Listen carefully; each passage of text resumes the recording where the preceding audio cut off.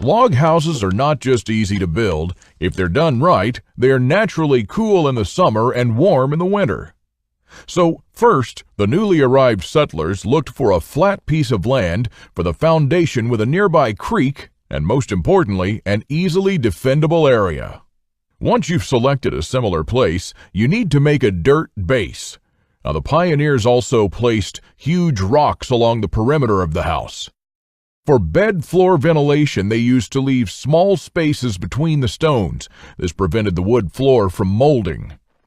Prior to starting the construction, the pioneers would have prepared the logs. Log buildings need straight pines with as few branches as possible. Traditionally, the trees were felled in winter when the trees were sleeping and the juice and moisture content is very low in them.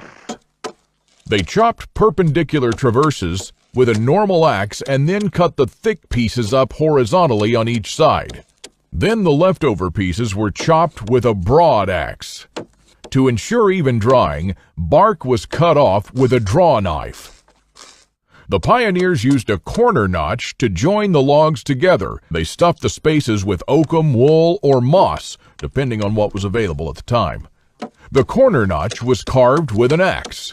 1 square of the log's thickness, deep and a ½ inch on both sides. The upper log was then carved to match the lower log and put into place.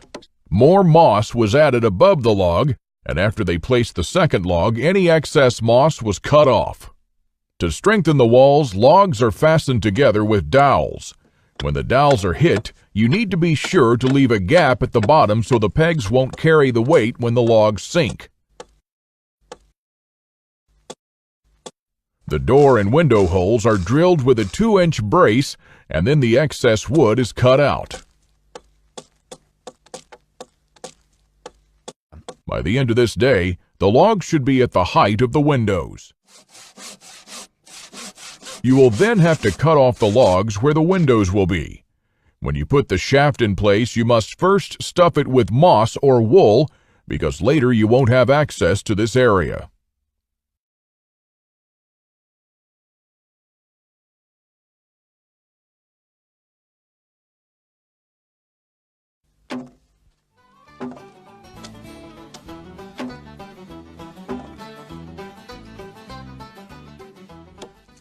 When the walls were high enough, the pioneers would make a notch about halfway through the thickness of the wall. This is where the timber beam would be placed. Traditionally, logs were lifted using ramps and ropes.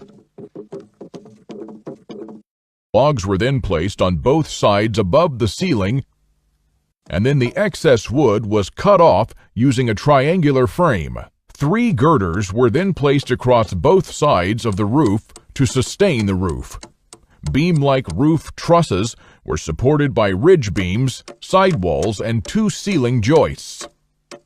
Thinner supporting beams were placed sideways, and this is how the project should look at this stage. A normal shingle roof is thoroughly 3-fold. The first shingles are short with 1/3 of a full-length shingle, and the second layer has only half-length shingles, and the third layer is only full shingles.